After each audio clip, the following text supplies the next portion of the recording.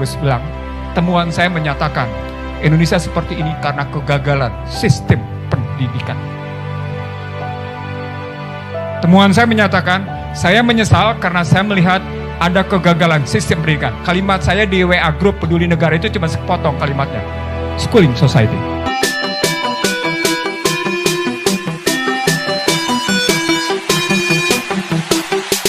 Saya meneruskan apa yang saya sampaikan tadi sekaligus apa yang disampaikan oleh Rocky. Great Disruption itu basisnya adalah kajian modal sosial yang saat itu dirumuskan oleh Francis sebagai luluh lantaknya modal sosial di Amerika dengan bercerita betapa rusaknya hubungan kepercayaan di antara sesama warga Amerika, terutama di New York ceritanya. Apa yang disampaikan oleh Francis Fukuyama dalam The Great Disruption itu kemudian terbukti lewat 3 buku. Buku pertama adalah bukunya Joseph Stiglitz, The Price of Inequality, harga sebuah ketimpangan. Dibuktikan lagi oleh namanya Jeffrey Sachs, The Price of Civilization, harga sebuah peradaban. Dibuktikan lagi oleh Thomas Piketty, The Capital of 21st Century, yang semuanya menunjukkan kegagalan-kegagalan sistem peradaban yang dibangun Amerika. Sehingga kajian terakhir mereka menyebut The American Dreamland menjadi The Nightmare Land. Ini kajian mutakhir Bapak sekalian yang mereka lihat betapa mengerikannya situasi yang terjadi mereka. Apa buktinya? Buktinya sederhana sekali. Di awal pemerintahan Biden menggunakan dana 4,9 triliun dalam rangka stimulus untuk menghadapi pandemi.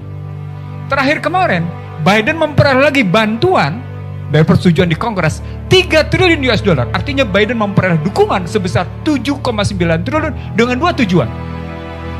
Tujuan pertama mengatasi kemiskinan, katanya jelas kan. Tujuan kedua membangun infrastruktur, tapi sesungguhnya bukan infrastruktur yang mereka buru. Apa itu? Lapangan kerja. Jadi di balik dana 7,9 triliun itu motifnya adalah mengangkat kembali perekonomian Amerika yang sebagian besar tetap dikuasai oleh cuma 1%. Stiglitz menyebut 1% menguasai 99%. Bapak sekalian, saya cuma ingin mengatakan bahwa sesungguhnya yang sedang dihadapi sekarang adalah sebuah pertarungan antara kelas tertentu melawan kelas masyarakat besar sekali yang sekarang terbukti lewat yang namanya isu vaksin dan isu IT sesungguhnya. Tidak ada negara yang tidak terdikte oleh kekuatan vaksin. Tidak ada negara yang tidak terdikte. Dan itu bisa dihitung dengan jari tangan berapa perusahaan yang memproduksi vaksin. Saya geser Bapak sekalian, itulah sesungguhnya istilah globalisasi yang sudah disebut oleh Henry Kissinger sebagai Amerikanisasi, yang disebut oleh Joseph Nye dari Harvard University sebagai Westernisasi. Kalau dulu cerita globalisasi perspektifnya adalah perspektif bagaimana mereka mendominasi kekuatan ekonomi, sekarang ini globalisasi tidak melulu dalam perspektif ekonomi. Dia masuk ke dalam sistem keseluruhan sehingga keluarlah istilah dari Jackson Mars, the Global Human Universal Control System. Saya terusin sedikit Bapak sekalian, bagaimana kira-kira kita menghadapi Indonesia sebagai penutup kita. Bapak sekalian, situasi yang sedang kita hadapi seperti ini menunjukkan apa yang dibuat oleh the Founding Fathers, para pendiri Republik ini adalah benar. Termasuk bukan hanya the Founding Fathers, the Founding Mothers. Bukan, pada the Founding Parents. The Founding Parents. Kalau pakai istilah Refli, the Founding Parents posisinya. Apa yang saya maksud sebagai the Founding Parents itu benar? Pertama, ada 5 perintah atau ada 5 amanat yang disampaikan oleh the Founding Parents. Perintah pertama atau amanat pertama adalah bebaskan bangsa ini dari segala bentuk ketertindasan. Itu perintah pertama. Hei, para penyelenggara negara, bebaskan pemerintah ini, bebaskan bangsa ini dari segala bentuk ketertindasan. Itu kalimatnya. Penjajahan harus dihapuskan dari muka bumi dengan segala bentuknya. Maka tidak boleh ada ketertindasan. Apakah ketertindasan pendidikan, ketertindasan sosial, atau ketertindasan apapun. Saya menyesal, terus bilang, temuan saya menyatakan Indonesia seperti ini karena kegagalan sistem pendidikan. Temuan saya menyatakan, saya menyesal karena saya melihat ada kegagalan sistem pendidikan. Kalimat saya di WA Group Peduli Negara itu cuma sepotong kalimatnya. Schooling Society. Pencetakan pemikiran. Rocky ini bukan hasil schooling society. Format berpikir begini bukan schooling society. Disiplin dia tidak begini cara berpikirnya. Makanya dia bisa melompat-lompat dalam kuantumnya.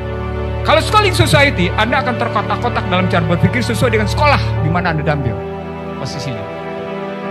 Nah, kalau ketertindasan sosial lewat pendidikan sudah terjadi, maka suka tidak suka, pemerintahan sebagai sebuah bentuk pendidikan politik.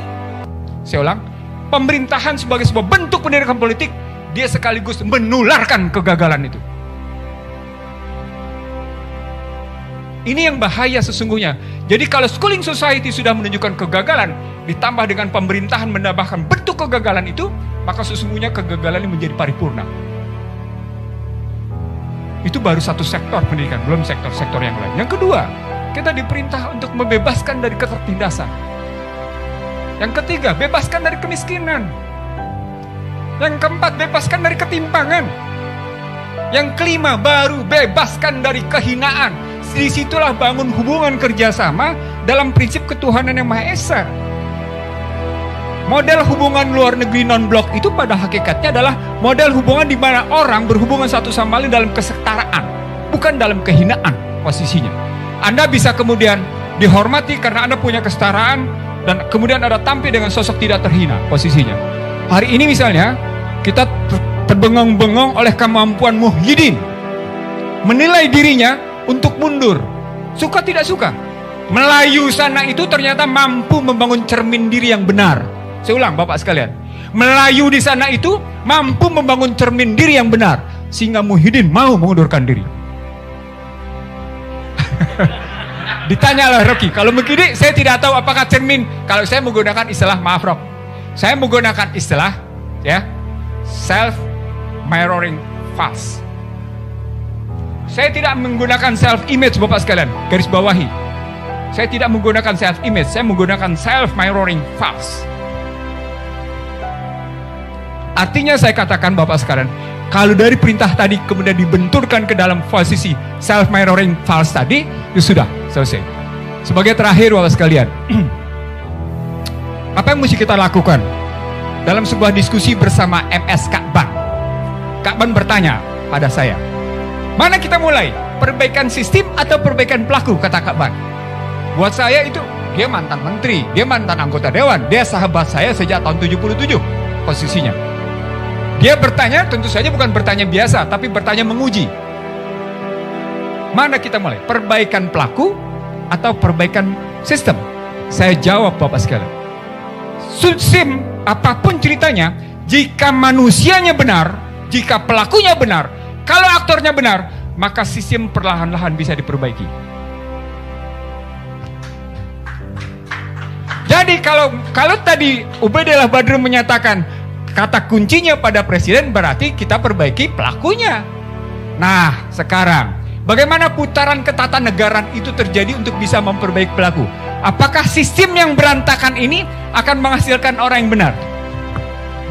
Pertanyaannya menjadi, apakah sistem yang ada sekarang ini, sistem pemilu yang sedang terjadi sekarang ini, model bikameral yang sekarang ini, model yang menjungkir balikan Undang-Undang Dasar 45 ini, itu bisa kita pakai melahirkan manusia yang benar? Kan itu pertanyaan besarnya. Pertanyaan besarnya menjadi, ada sebuah problem besar bagi bangsa ini. Kita mengharapkan selahir tokoh pelaku yang benar dengan sistem yang amburadul. Artinya berarti kita punya tugas dua. Tugas kita lebih berat sekarang. Bagaimana kita memperbaiki sistem dan bagaimana kita memperbaiki pelaku. Nah, untuk bicara seperti itu, jika berharap pada situasi yang ada, tidak akan lahir sistem dan pelaku yang benar. Mari kita sama-sama berbuat untuk yang terbaik bagi bangsa ini. Terima kasih. Assalamualaikum warahmatullahi wabarakatuh.